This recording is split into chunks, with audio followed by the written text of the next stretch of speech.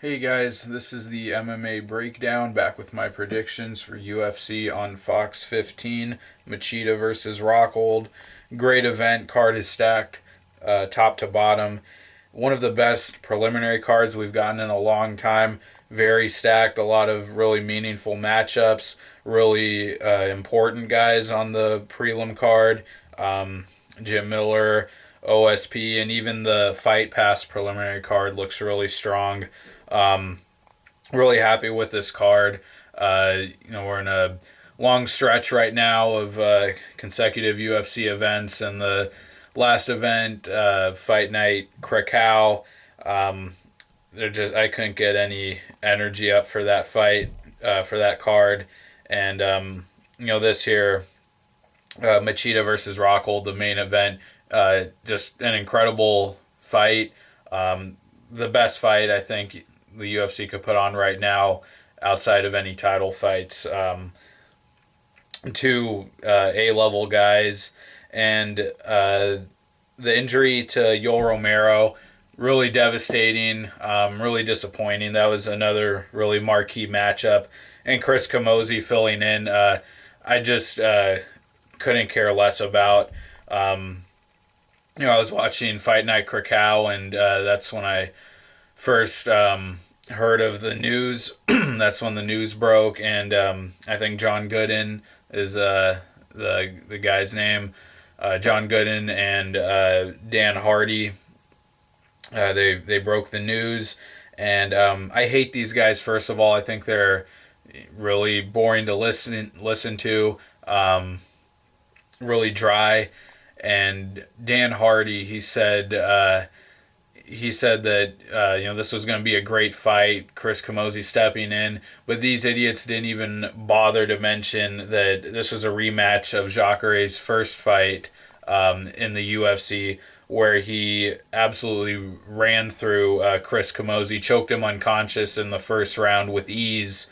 And this fight should be this should be no more competitive than the first. But anyways, on to the predictions. Starting with the Fight Pass preliminary card at middleweight, Eddie Gordon versus Chris Dempsey. Eddie Gordon, winner of Tough 19. Lost his last fight, got knocked out with a head kick by Josh Saman. Looked like a completely different fighter from the show to the finale. Was a guy in the house who looked like he needed 3 rounds to point spar you. Just outpoint you for a decision, and then in the finale just looked like a deadly knockout artist. Huge power, especially at close range. Did a great job of closing the distance, knocking out Diego Lima to win the show. And then his last fight against Josh Saman, I thought he was looking great up until he ate the head kick. Was showing some great wrestling, was stuffing some of Saman's takedown attempts, and then reversing those attempts to get his own takedown and land on top. And he looked like he had a real heavy top position. I thought it was looking really good. I'm kind of high on Eddie Truck Gordon, and he should just smoke Chris Dempsey here. Chris Dempsey just looked like the most generic fighter ever. Was brought in, I think, on short notice in his last fight against Ilir Latifi, and really kind of a sacrificial lamb situation. Latifi ran through him. Looked like he had nothing, looked out of shape as well. I think Eddie Gordon's going to get an early, devastating first-round knockout here. Eddie Gordon should be a big favorite here. Moving on to featherweight, Diego Brandao versus Jimmy Hettes. This fight was supposed to happen on an earlier card not too long ago. I believe this year in 2015. I can't remember which card, but I picked Jimmy Hettes back then. I'm still picking him now. I think it's a really close fight. Obviously, Brandao is always really dangerous in the first round, but on more than one occasion, he has just blown his wad in the first round. Has nothing left for the last two.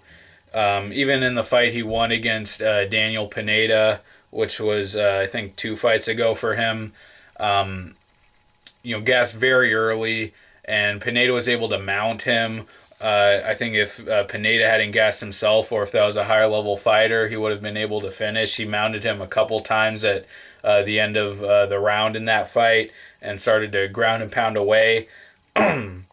Against Dustin Poirier, knocked out in the first round. And against Conor McGregor, also just overwhelmed in the first round. Obviously has skills, has shown strong submission skills. We saw that against Pablo Garza. Another example of him just blowing his wad in the first round. Years ago against Darren Elkins, had him against the ropes early on the first round and then just faded, had nothing. I think Hettes is going to be in big trouble, honestly, in the first round, and Brandao can definitely finish him there. But Hettes seems pretty tough. Went 3 rounds with Marcus Brimage, really had nothing on the feet, just eating a ton of shots, but stayed alive. And really shines once he gets the fight to the ground. You saw that against Rob Whiteford a couple fights ago. I actually thought he lost the first round there, but second round kind of recouped and was able to get the fight to the ground, finish him off with a triangle choke. Got finished by Dennis Bermudez. I think that was his last fight, actually. On the ground, couldn't really deal with the wrestling. His submission game got nullified. But I see Brandao having a big first round. I think Hettes just survives and then really takes over with his ground game. And his submission game. I think he finishes Brandao, honestly, with the submissions. He's that much more dangerous than Pineda, who found himself in a similar position but just couldn't finish off Brandao. I think Hettes will be able to take his back or mount him and get the finish. So I'm going to go with Hettes, but definitely a really close fight. Brandao could easily win. And last fight on the Fight Pass preliminary card, a welterweight fight, George Sullivan versus Tim Means. This is a really strong matchup. I'm really looking forward to it. George Sullivan has had only 2 fights in the UFC in his first fight.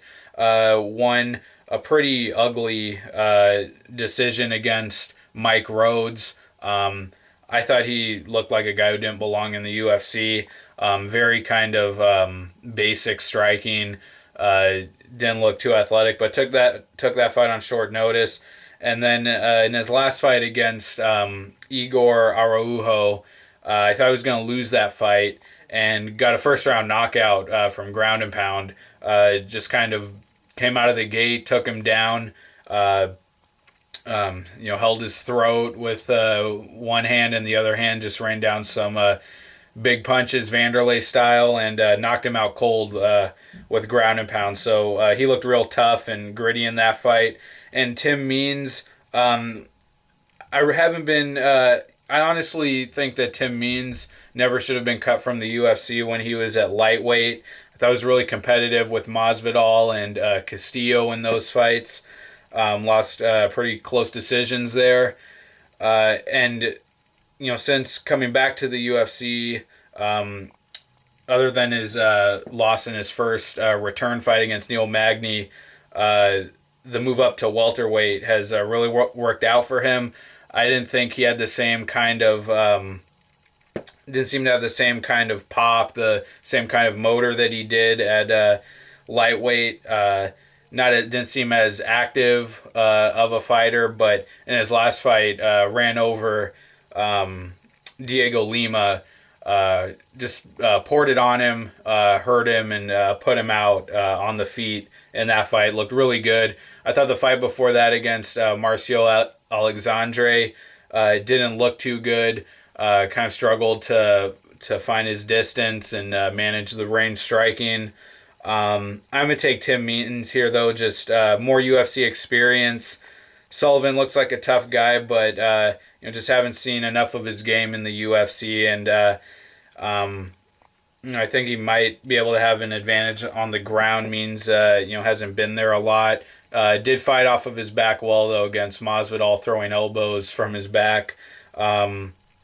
Sometimes Means doesn't look like he has much of a sense of urgency, doesn't turn on the pace, but seems to have really corrected that in his last win over Diego Lima. So I'm going to take Tim Means here. Sullivan's kind of an unknown for me. Could surprise here, but I'm taking Means. And next up on the Fox preliminary card, at bantamweight, Takeya Mizugaki versus Aljamain Sterling. Another really great matchup, young rising prospect against stalwart veteran. And I think it's a close fight. I'm going to take Aljamain Sterling. Just seems like he's the younger guy, the rising prospect. I think he has a lot more room, obviously, to grow. And Mizugaki, I thought in the Francisco Rivera fight a couple fights ago, saw a lot of improvement with his power. Dropped Rivera in the first round, which is very surprising. Almost finished him off. But a real tough guy. He's been in this situation before when he fought Eric Perez. Kind of stopped the rising prospect there. A scrappy, high volume striker. His form never looks too technical or clean, but it's effective. And a pretty scrappy grappler as well. Finished in his last fight by Dominic Cruz. Got ran over. I don't knock him too much for that. It was Dominic Cruz, but Aljamain Sterling is in his debut. I was really impressed with him against Cody Gibson. Looked like a really dynamic striker, a really athletic guy. Transitioned very well with the striking, between the striking and the wrestling. And then his last fight against Hugo Viana started off kind of slow, and I believe it was a third round finish. But just turned it on in that third round. Was able to get the takedown and get the finish with ground and pound. So. Really a lot of there's a lot of good reason to be really hyped about Aljamain Sterling, and I think he gets the win here with his wrestling. It's gonna be a really close fight. I think it could be a close competitive fight. Mizugaki, like I said, always scrappy. Has stuck around for a long time, gotten a lot of wins, not against really great competition, but definitely a veteran worthy of his gatekeeper status, but I am going to take Sterling here. And also coming out of a great camp, Sarah Longo. And next up, light heavyweight, another matchup that I think is pretty good, at least for Corey Anderson here, because I think he's just it's going to be a walk in the park for him. Taking on Gian Villante, Corey Anderson, winner of Tough 19 at light heavyweight. Another guy very similar to Eddie Gordon. It was kind of crazy how both of these guys, looked like really not very lethal fighters in the house at all. Both of them had some pretty lackluster decisions, and I even thought Corey Anderson. I scored the semifinal fight against Patrick Walsh. I thought Walsh won that fight, but then Corey Anderson just looked drastically improved in the finale and was able to stop Van Buren early with his striking. And then in his last fight against Justin Jones, looked good. Didn't come really close with the finish, but just kind of looked solid on the feet, kind of methodical. Took him down a few times. Kind of an uneventful fight, but didn't show any real big holes. But against Gian Villante, I think like I said, it's just going to be a really easy win for him. Gian Villante's striking is very poor. This guy has terrible striking defense. He's gotten almost knocked out in several of his fights. What was his last fight? Was it Maldonado? Let me see here real quick.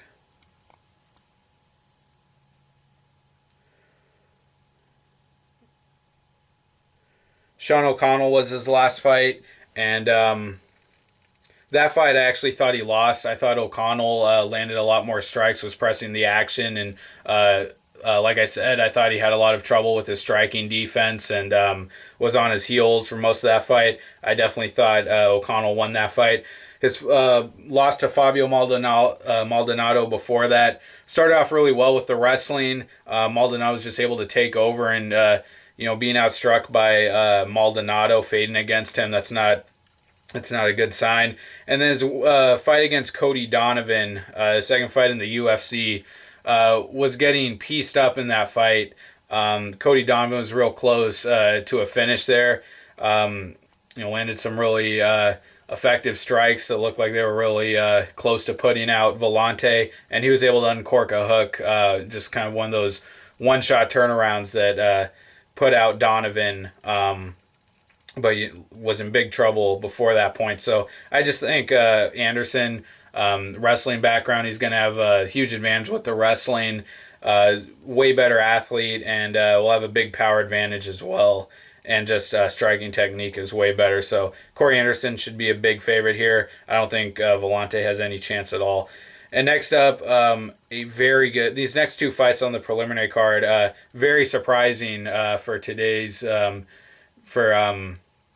today's UFC preliminary quality of today's preliminary fights. OSP versus Cummins, and then the next fight, which we'll talk about. But OSP versus Patrick Cummins, great matchup, extremely relevant.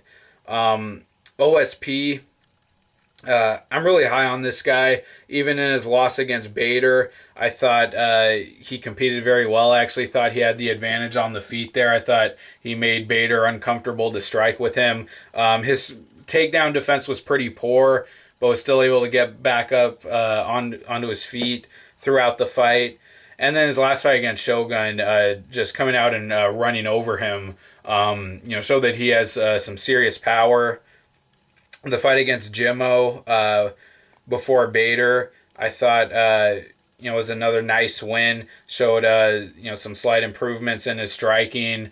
Hurt him with like a step-in jab, and then finished him off with that weird kind of arm, that arm crank. I think it was like a shoulder lock in that fight, but I think he's going to have the advantage on the feet here. Cummins, he's done well, has wrestling ability, obviously, but and I forgot to mention the finishes of Cody Donovan and Nikita Kralov as well for OSP. I forgot about those, but that's right. Again, in the Cody Donovan fight, just took him down and knocked him out with ground and pound. Very powerful with his striking and good top game. But Patrick Cummins, came in, fought DC on short notice. There's nothing he could do in that situation, really. But the fight against Roger Narvaez, got the finish. I didn't think he looked too great there, even getting the finish. I don't think he's a very athletic wrestler. Great at imposing his size and putting his weight on people, keeping them down. But really has almost no submission ability. Can't threaten with his ground and pound. It's more of kind of the Chael Sonnen methodical ground and pound, and not even really high volume ground and pound, but just very kind of slow and steady ground and pound that wears on you. This fight against Kyle Kingsbury was really in complete control, a very dominant win, but again, should have been able to finish that fight and just seems to lack those skills to finish the fight. And then his last fight against the guy from winner of Tough Brazil, Antonio, I'm blanking on his name right now, Antonio Carlos Jr., got the win. Same thing, was able to get the takedown, secure them. Carlos was going for some leg locks. And I just think against a more athletic guy like Ovince St. Preux, I think he's not going to be able to get those takedowns as easily. Yeah, OSP's takedown defense against Bader was not very good. But I think he's really going to make him work for those takedowns, really challenge him on the feet with the striking, the really powerful striking. And I think Cummins is going to have a lot of trouble with that. Even if he gets him down, I think OSP can fight his way back up to his feet. He's not going to be undersized here like Antonio Carlos Jr. or Roger Narvaez were in their fights. He's even taller than Cummins, I believe. I think OSP is he's 6'3", and Cummins is 6'2", so maybe Cummins might be heavier, but I definitely don't see him just being stuck under under Cummins. Got to go with OSP here. Showed great power in that last Hua fight. I think he might have turned a corner. Cummins, he could win with his wrestling, but I really think OSP is going to get the win on the feet, possibly another finish. I think is overall just the better athlete. All right, and the last card on the preliminary card, the last fight on the preliminary card at lightweight, Jim Miller versus Beneil Dariush. What a fantastic matchup. This is going to be an awesome fight. Beneil Dariush, really quick turnaround for him. Just fought on the UFC 185 card. Got a really nice win over Darren Cruikshank. I picked him to win that fight. Wasn't too high on this guy early on. Had a win over Charlie Brenneman, which I kind of, dismissed because it was Charlie Brenneman, but, knocked him down with a punch, and then jumped on the submission. His next fight got ran over by Ramsey Nijum, which didn't look good, got knocked out early in that fight, but, rebounded with a great submission win over Tony Martin. He has really, slick, grappling, really slick jiu-jitsu, as a decorated jiu-jitsu background. And then his next fight against Carlo Diego Ferreira, that was really the turning point for me. I picked him to lose that fight and was able to avenge his loss to Nijum, beating the guy who knocked out Nijum. And showed great just grappling, really has kind of a wide frame for lightweight, and really imposes his size on guys, put his weight on Diego Ferreira, and really just dominated, completely out-grappled the Brazilian, which was pretty impressive. Complete dominant positional grappling control, really impressive. And then his last fight against Cruikshank, seems to have found a new weapon with those body kicks. Really wasn't doing much with his hands, but landed a lot of body kicks that seemed to really frustrate Cruikshank. And then Cruikshank actually initiated the scramble, but Dariush looked very composed, just kind of held on, and was able to end up in the better position, and got him with was able to take his back and get him with the rear naked choke. So I'm really high on Dariush. Really slick grappling, really lethal with the submissions. Looks very composed.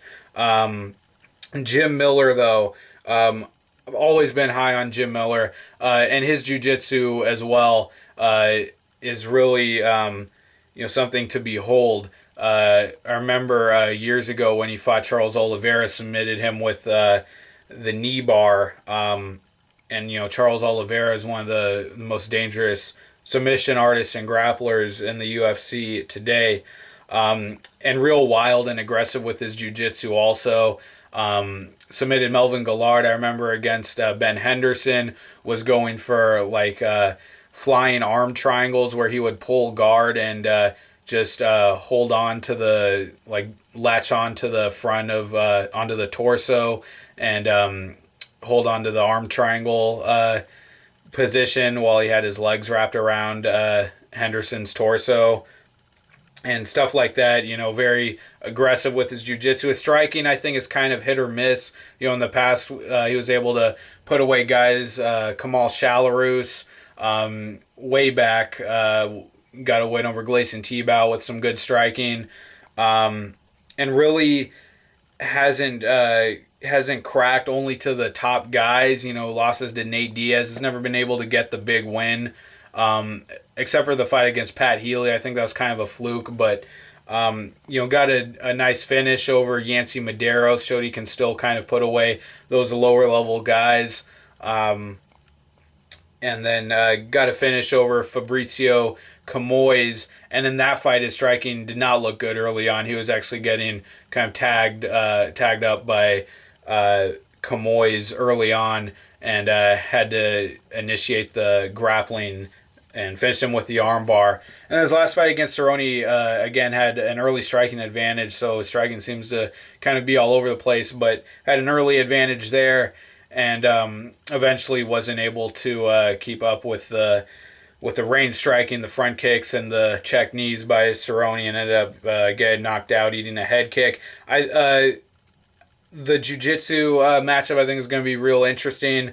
Miller I think can be more aggressive, more of an opportunist, just kind of jump on things out of nowhere. And Dariush seems real calm and composed on the ground. I part of me kind of feels like Dariush is just kind of going to school him on the ground. I think just being the more technical guy, coming from the jiu-jitsu background. And then another part of me thinks that Miller, with his savvy veteran experience, can pull something out here. And on the feet, is going to be real interesting. I think Miller might have a slight advantage with the hands. Dariush, like I said, seems to have found a really good asset with that body kick in his last fight. Miller might be able to get an advantage pushing the pace, but real close. Real pick 'em, but I got to go with Dariush. Has the momentum, kind of a rising talent. I think Miller, he's been able to take out the younger guys still. I thought the Pat Healy fight might have been a sign that he couldn't even hang with the lower level guys, but finished Camozzi, finished Medeiros. Definitely could get the win here over Dariush, but I'm going to go with Dariush. I just think he's really kind of a special fighter and really great grappling. I got to go with Dariush. I think he can get a submission, but it's going to be a really competitive fight. On to the main card, women's strawweight fight, Felice Herrig versus Paige Vanzant. Really fun fight. Paige Vanzant, everyone loves her. Had a nice win in her debut, finishing Kaylin Curran. I thought she looked good, seemed to have a good motor, pushed a good pace. Was able to finish her with the ground and pound. Was attacking well off of her back, showed a good guard. I thought she looked green on the ground, though. And, there's something kind of a little fluky about attacking with triangles and, didn't seem too refined on the ground. And I think that's where Herrig can have an advantage. Her fight with Lisa Ellis in the tough finale, it was a real scramble, back and forth scramble fest early on, and Herrig was just able to come out with the armbar. I think she just looks a lot more refined with her grappling, just from what I saw in Vanzant's debut and Herrig's fight with Ellis. But on the feet, I think Vanzant can have an advantage, a clear one with the striking. I think this is kind of a striker versus grappler matchup. Herrig on the show, her striking never looked, to be much of a threat. Got the win over Heather Clark with wrestling, was able to get a finish, and then got finished by Randa Marcos. Marcos was able to get on top of her and finish her with a shoulder lock. And Vanzant has the momentum, again, the younger fighter, kind of the rising prospect. I think she's going to be making more improvements fight to fight than Herrig will at this point. I think it's another really close fight, kind of a 50-50 call here, but I'm going to go with Vanzant. Just seems to have more upside. I think another weapon with her striking, but if it becomes a scramble fest, I think Herrig will definitely have the advantage on the ground. Next up, another really fantastic matchup, Cub Swanson versus Max Holloway. This is really close. I know Swanson is probably going to be the big favorite here, and deserves to be if you're just looking at their past fights. Cub Swanson, I was real high on this guy. I thought he should have gotten a shot against Aldo, but Edgar just put a stop to that in his last fight. But Swanson, extremely aggressive striking, has shown knockout power in his wins against Roop, Ross Pearson, wiped out Charles Oliveira early on. But then his fights against Jeremy Steve, also Dennis Seaver, was having trouble early on in that fight, on the feet and on the ground, but was able to come back and just turn up the pace to another level, get that finish. Always seems to incorporate at least one judo throw in his fights, kind of a novel kind of weapon that he has. Use that against Dustin Poirier, but in his last fight against Jeremy Stevens, I thought looked like he was stifled a bit on the feet, had to be a lot more patient and technical, and that was had to really kind of turn it down a notch from his previous fights. And then against Edgar, Edgar just had the better technical striking and dominated him with the wrestling. Max Holloway, real high on this guy as well. His only loss should have been to Conor McGregor. He got robbed against Dennis Bermudez. Real dynamic striking, really technical, and has really added power to his game lately. And really gets stronger as the fight goes on. Has a couple of third-round finishes against Andre Fili, Clay Collard, and then destroying Akira Corsani in the first round. Really great hand speed and powerful striking. Finished Fili with a submission, by the way, and also finished Collard with ground and pound, so I think slowly adding some ground skills. And his last fight against Cole Miller, didn't get the finish, but was pretty much in control of that fight. Turned it up late, was going for some capoeira style kicks, and I think that speed is going to give Swanson some problems here. Swanson can attack from angles really well, but I think he's a little more stiff and looking more to headhunt. Holloway just throws a lot of volume. And another thing which I don't usually give... I don't really give much attention to these kinds of things, but Swanson, after his fight against Frankie Edgar, they interviewed him, and he talked about doing boxing when they asked him what was next for him. And that to me was really kind of weird, kind of a sign that, that fire that he had when he was on his win streak might be gone, and might have kind of accepted in his own mind that he can't get back to that title.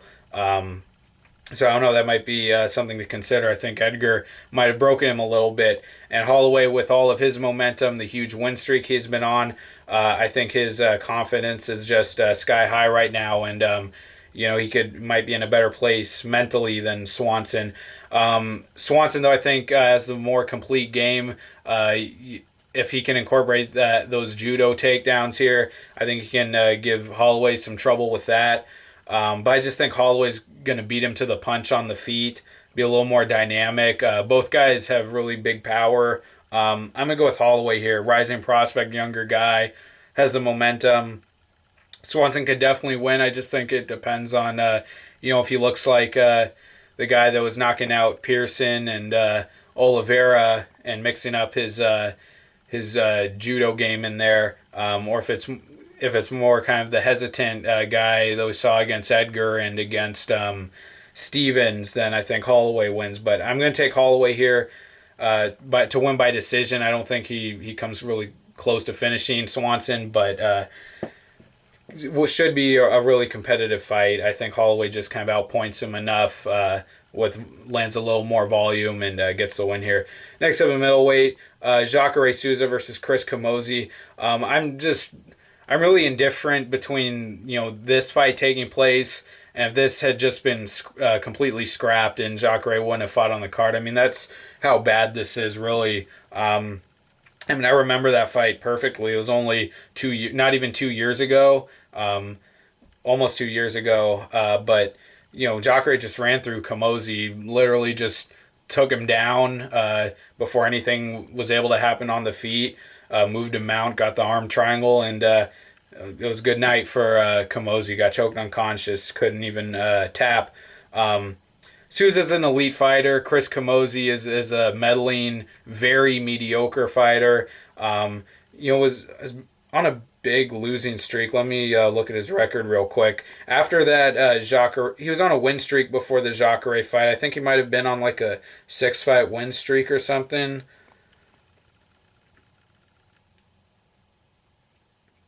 He's on a 4-fight win streak before he fought Souza, lost to Souza, and then lost another 3 in a row. So he was on a 4-fight losing streak. Lost to Lorenz Larkin, a fight that wasn't competitive. He got busted up in that fight. Bruno Santos just really dominated him with the grappling, held him down literally for the entire fight, couldn't do anything. And then against Rafael Natal, that fight was a little more competitive than I thought it would be, but still did not look good. Camozzi's just a slow striker, kind of too big, and I think he has too big of a frame for the weight class. Looks a little immobile in there, a little slow. And then I actually didn't know that he had even been released, but he did and picked up 2 wins outside of the UFC, but really shouldn't matter at all. Souza's Jacare's going to just wipe the floor with him. I think it's going to be even more dominant than the first fight, really. Souza, after he beat Camozzi, had a great knockout win over Okami, and then had the great finish over Musasi in his last fight, where he really showed some great blitz striking and transitioned into his wrestling game very well and got the guillotine finish in there. He's an elite fighter. I'd love to see him against Weidman very soon. And Camozzi, he got cut from the UFC for a reason. This is really ridiculous. The original matchup was really great. I was really looking forward to that. And I was picking Jacare to beat Romero easily. But not the case here. He's fighting Camozzi. I think should run through him easily. If I just said Jacare, I think I might have just said I would pick Jacare to beat Romero easily. What I meant was I would have picked him to beat Romero as well. Who's a far higher level fighter than Camozzi, and just shows that Camozzi really doesn't belong in this fight. Next up, in the main event, Lyoto Machida versus Luke Rockhold. The winner of this should really fight for the title. There's also Jacare up there, but this is just the cream of the crop. Machida looking... this is the Machida that I've always wanted to see. A light heavyweight after he lost the belt to Shogun and had some fights there against Rampage. Had the loss to Jones, had a nice win over Bader, but then a really kind of disappointing performance against Davis. Just seemed kind of unmotivated, and I honestly thought in that Davis fight, he could have finished that at any point that he really chose to do so, and didn't. But since coming down to middleweight, had a really great knockout. Came very quickly against Mark Munoz. Thought he had a nice decision win over Musasi. A very surprising, great effort against Weidman. I thought that fight was actually really close and some great moments in there. Won some rounds. And then his last fight against Holloway took him out with ease. I think Holloway threw a strike in that fight. And just landed the body kick that put him down, and that was it. More dangerous than he's ever been. Combinations looking great. Big power. Machida's really on fire. Luke Rockhold, I'm super high on this guy as well. I saw a couple of his Strikeforce fights. I saw his fight with Tim Kennedy. Looked well-rounded in that fight. Showed good striking, good grappling. And since coming to the UFC, had the knockout loss to Belfort. But since then, has looked just absolutely fantastic. Submitted Tim Boetsch, ran through him like butter. A hot knife through butter. Just looked extremely smooth on the ground. Actually stuffed Boetsch's takedown attempt. And off of that was able to lock up an inverted triangle and finish him off with that, combined with the Kimura. And... in his fight against Bisping, I picked him to win that fight, and I actually picked him to win it almost exactly how it went down. I thought he looked fantastic, hurting him with the head kick, looking extremely composed and not rushing anything. Hurt him with the head kick and was able to get him, finish him off with a one-armed guillotine from Mount.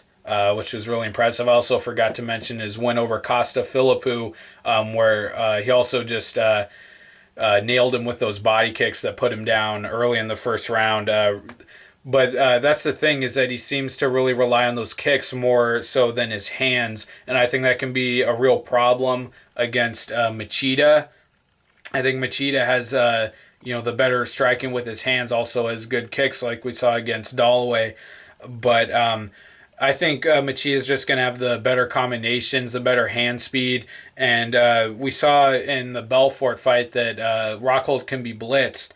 I think he can, with a guy like Machida, who really comes forward, at least now at middleweight, did so against Chris Weidman, and in his last fight against Holloway, I think he could really give Rockhold some problems with that. Also, if Rockhold comes forward, Machida has always been a really good counter striker, so I think he'll have success there. I think Rockhold, can do something on the ground if he can take Machida down.